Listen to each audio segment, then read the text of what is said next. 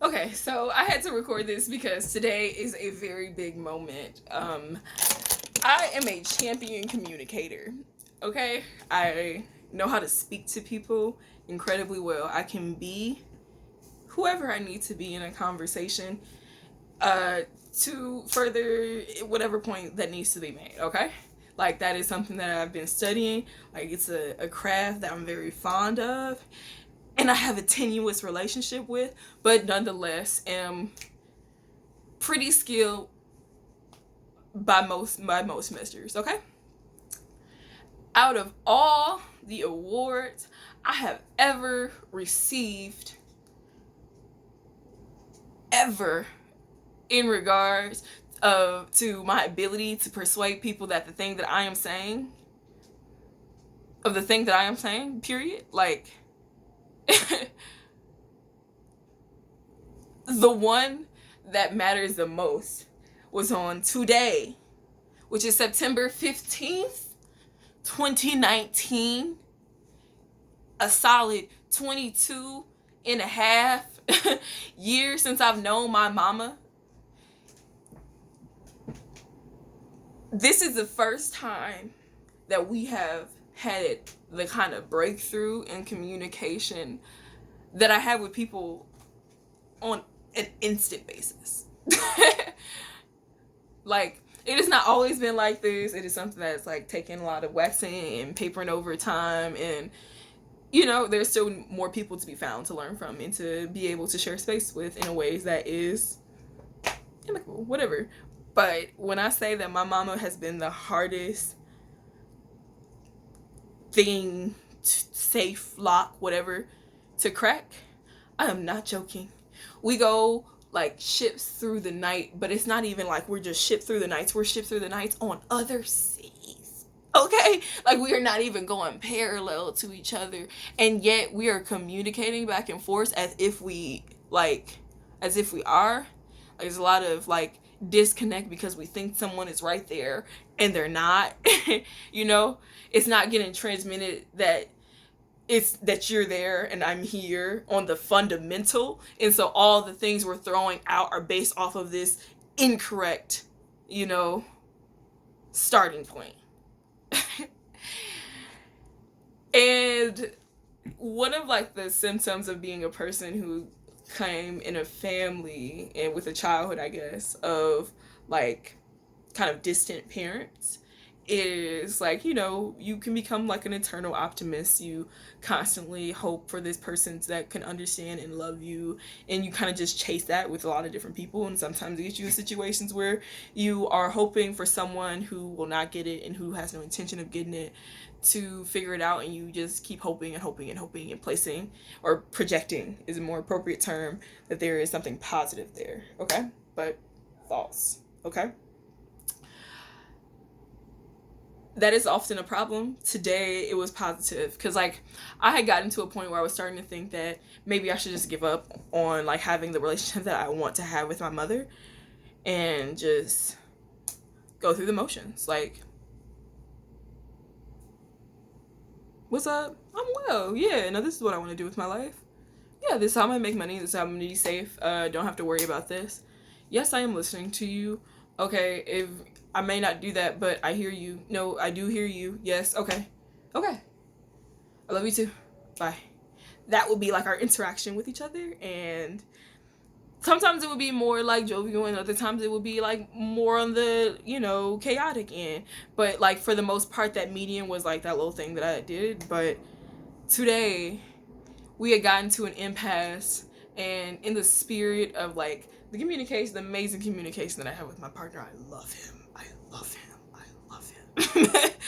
In the spirit of like us coming to like a good resolution this morning, I still tried. So we had reached a point in our conversation where we had kind of gotten to an impasse, and I stopped because she was doing like, my mother is very, I had an ex who used to say that she was a creature of habit. A lot, and people generally are creatures of habit. And my mom is definitely a creature of habit.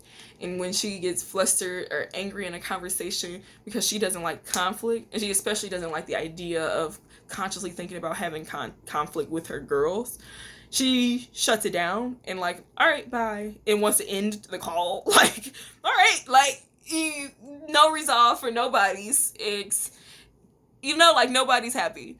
But she was like doing the thing that she does. Like, this is why like studying communication is amazing, because in our conversation, like I'm having to pay attention to certain cues to know where she's at, like knowing her, like she's built rapport with me enough for me to be able to identify when the next thing is going to happen, like when she raises her voice, like, okay, Brooke, like, I don't, like, it goes up like a roller coaster, then it comes down.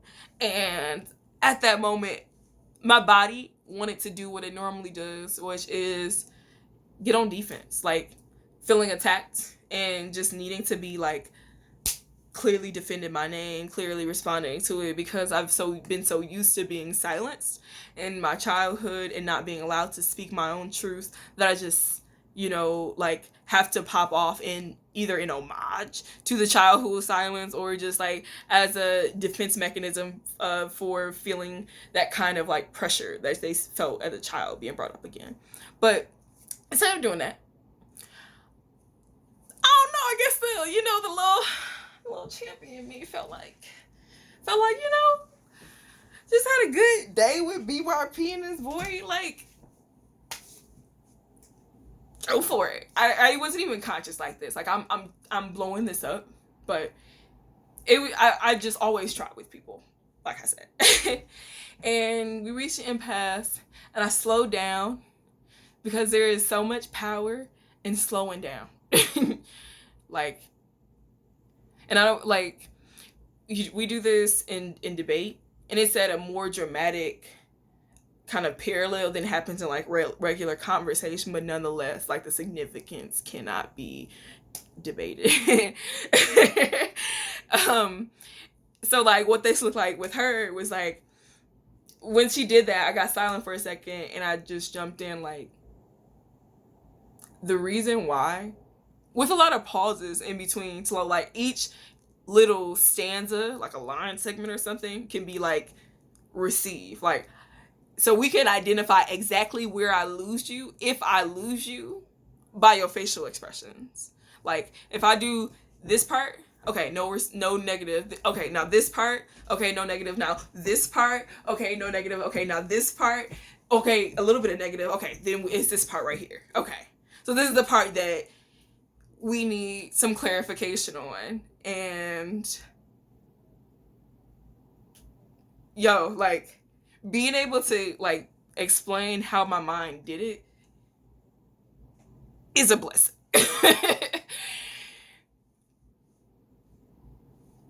Because it's, people let us know as they're speaking, as we're speaking with each other, because you don't just speak, you speak to, for it to be, a conversation.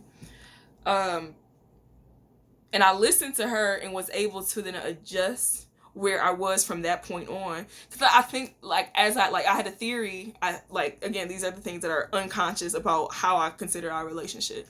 But, like, I had a theory that we didn't disagree on very much. Because one of the biggest things has always been that she believed that I don't listen to her. And she said that, and that's what triggered me. Like, those little defense mechanism that I was mentioning before, that's what triggered me. And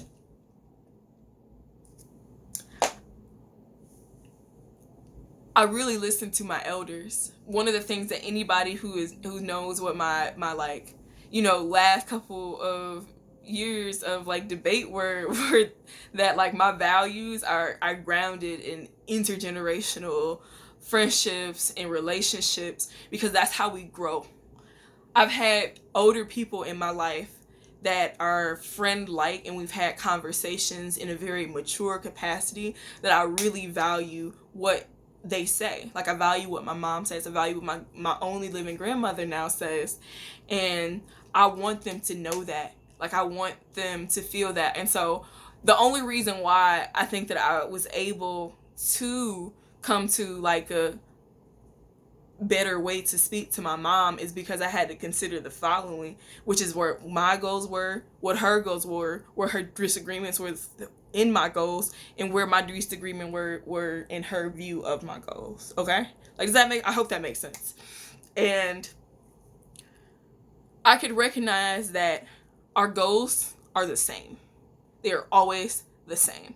She wants me to be well. I want me to be well. She wants me to be financially secure. I want me to be financially secure. She wants me to live a safe life. I want me to live a safe life. She wants me to be loved in the way that I want to be loved. I want me to be loved in the way that I want me to be loved. Where we get disconnected is how it is happening, if it is happening, and is it sustainable? Those are like the main ones that, cause sometimes she'll concede that like is happening now, but is like not sustainable, or no, it's not happening, but if that had happened, it would be sustainable. And so an example of that would be like being good in school. Like I could be good, like my point is like it is not sustainable even if it is good, right now, at least. And she's like, no. Even if it's not happening right now, it's sustainable. You're smart. And I'm like, sis, there's a bunch of variables that are not about smart, my aptitude, that are about like mental health and other ways that I relate to the whole school thing. Because if school was just about how much a motherfucker could be right, I would win that school, bitch. Like, I would win. I own school. Like, but that's not what it's about. It's about a regimen that I can't produce right now. And hopefully we'll get to a point where we can get the understanding on that. But like I said, those are the major things. Like, is it happening right now? Is it like, I forgot what I said. Just like rewind it back. If it's good, like just rewind it back to them 3. They was right. They were correct.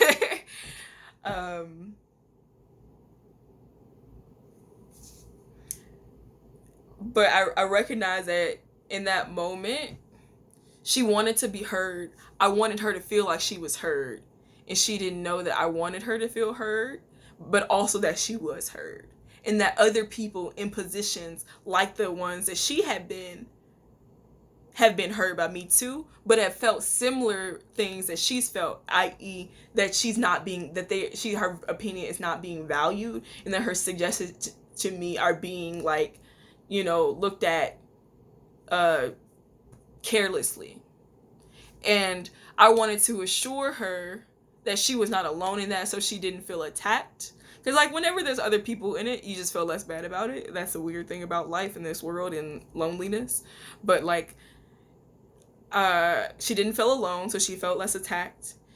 It was assuring for her and pleasant generally for her to know that I cared about her feelings about being listened generally, but also secondarily that I did just truly value her opinion. And that fourth, I do sometimes make alterations based off of the things that she says. And like would be happy to talk about examples in specific that maybe where she thought that I didn't hear her. It's best to do it contemporarily, like something that is, in the most recent issue of You Weekly. And like just went through I could go through each of those, like moments where she like felt unheard. Was when we were talking about like me getting a house, and she really just think that I just blew her off and was not taking anything that she was saying seriously. And I really did listen to her, and I'm not sure that it's something that I want to go through with anymore because of the things that she was saying and warning me of against that. And I started comparing it to my beliefs, because I couldn't just make that transition to what she said based off the fact that she had just told it to me. And I can think that to be true. It has to be aligned with what I want to do in my long term. And, or at the very least in my immediate future, but in my future generally. And like, I'm starting to agree. Like, maybe it's not the right time for this, and it's something to consider for like the long haul. How can I make what I want to happen and what she wants to happen? Which is, yes, she wants me to have a house, but it maybe not that one. It maybe not right now. And I'm wondering, maybe I should agree with that too, even if this is something I want, and maybe I was overviewing this situation with too rose-colored of eyes, and I need to, switch lenses real quick to what mom suggested and consider that, even if that is like your terminal goal, this could be the wrong time to hit that post. You could go smoke a J, but maybe you don't smoke this J at this moment because who's right there? The boys. Like, we make decisions that make sense based off of timing and space. If it was a better house in a better condition, will she still feel that way? Probably not. It was a house that needed work. It's a rehab. And maybe I don't need to be doing a full rehab work right now while I'm doing so much personal rehab work. Maybe I don't need that headache. Maybe I don't need that possibility of like structural failure. Knowing then that I have like, issues when things feel out of hand. Maybe. But because in the moment where I, am still feeling how I feel because I haven't had time to process it, she felt unheard because I didn't agree yet. And it's not always about agreeing about to feel heard, but for your parents, a lot of times that might be the case until you can go back and say, and give them a sufficient explanation about how you can still hear, but it still not be right. And that just requires convincing them that it wasn't right for you. And it could be not right for you at that time frame, which is my favorite way to deflect it, or it's not right for you because of a factor that you see coming up, or like somebody else said that that you're in covenant with, said that that's not going to work for you and you're in partnership with somebody. Those kind of considerations are things that go into how you convince your parents to come to even the slightest of agreement so that they can feel heard. Like, you got to fully acknowledge the extent of what they said in your explanation of why you can understand how they can come to that point and why they're not crazy. You consider them to be there. You consider them smart enough to think about some things. Here is a piece of the pie, a variable that they didn't consider, that is why you're making this decision, and how you can understand that if it went wrong, like, if you're wrong, that's like something to consider more strongly about what they had suggested you in the first place. Like, we need better strategies. We come from parents who did not have parents that communicated in the ways that they needed, and they got frustrated in different ways than their parents did. So they built us. And we're like better talkers. We're people who care more about feeling well because they always wanted us to feel good. And they are trying to feel good now too. They see us feeling good, looking good, being good. And they want us to pass that to them. Like I said, I believe in intergenerational relationships. And sometimes kids have to teach their parents. You can be, again, it was funny because I use this language with my mom, but you can be a conduit of truth to the person who gave you so many. And that's like growth. Like, growth happens because of cycles. Like, new things happen because we give and we get. Faucet only makes sense if there's a drain. A drain only makes sense if there's a faucet. Faucet and a drain only makes sense if there's water.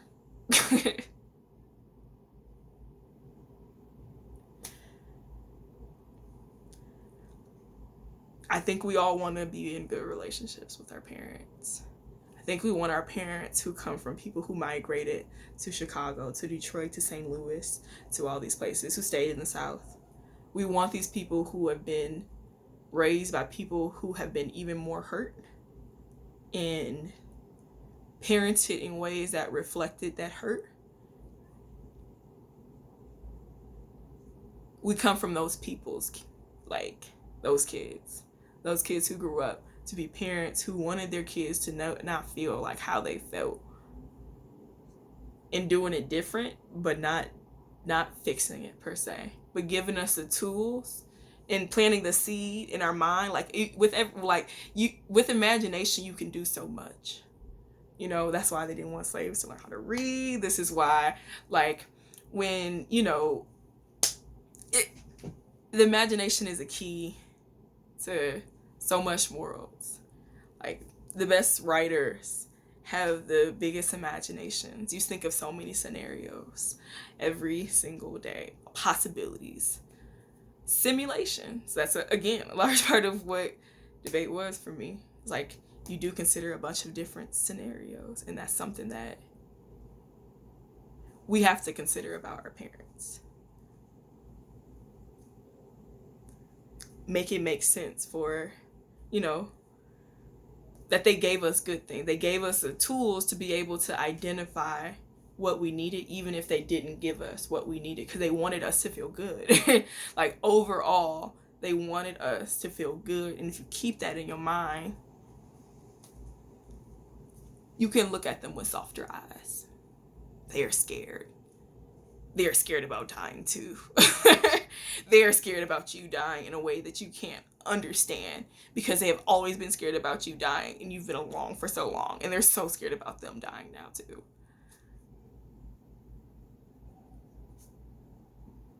And just systematically, because the way anti-Blackness is set up, we don't know whenever we're that close or that far from death.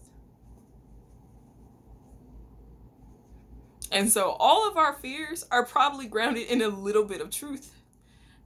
In at least a little bit of truth. So I urge you to find the wherewithal, the spirit, the nerve, the balls, the clit, the bofum,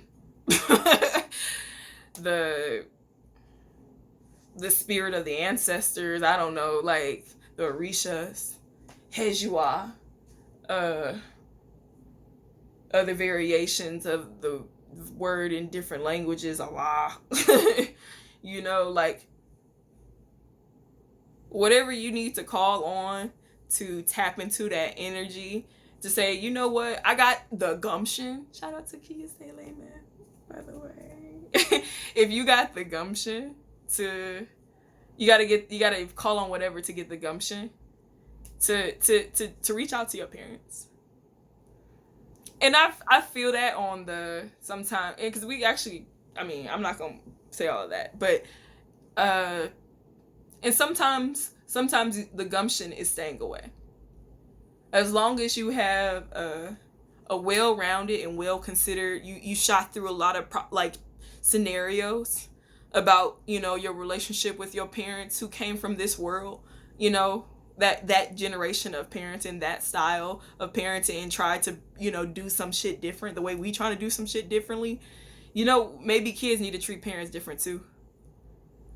And that could be still like having the gumption to say that I'm not going to be with you. Because a lot of our parents didn't have the gumption to say to their own parents, can't do this. You cannot beat the shit out of me. Can't do this. You cannot change my child's hair without my permission. You cannot talk to me disrespectfully. You cannot misgender me. You cannot like make me have to stop coming to family events. You cannot call that my little friend. Like a lot of our parents did not have the gumption to say no. So like, I don't want it to make it seem like everything is resolutional with parents, because fuck that. Some parents are not. I believe that some parents are perverted bastards, and you should keep them you know, in the pockets of hell in your mind where they need to stay. You know, like, and that's just true, that there is gumption in saying no. There's gumption in saying yes. It is wisdom. It is growth. It is healing for you to have the stillness, the calmness to see which is which. Because some of us are at the wrong answers. and we need to switch them around so that we don't look back in 15, 20 years saying, I wish I had the relationship that I could have had if I had the peace to see that you weren't my enemy. Or I wish I recognized you could never love me in a way that I needed, or that you actually had no love for me at all. I wish I had pulled me away before you made me fear giving love. I pray for y'all to have the wisdom and the gumption to know and choose the truth, because I feel like I got the wisdom and I feel like I had the gumption today. And I had to share that.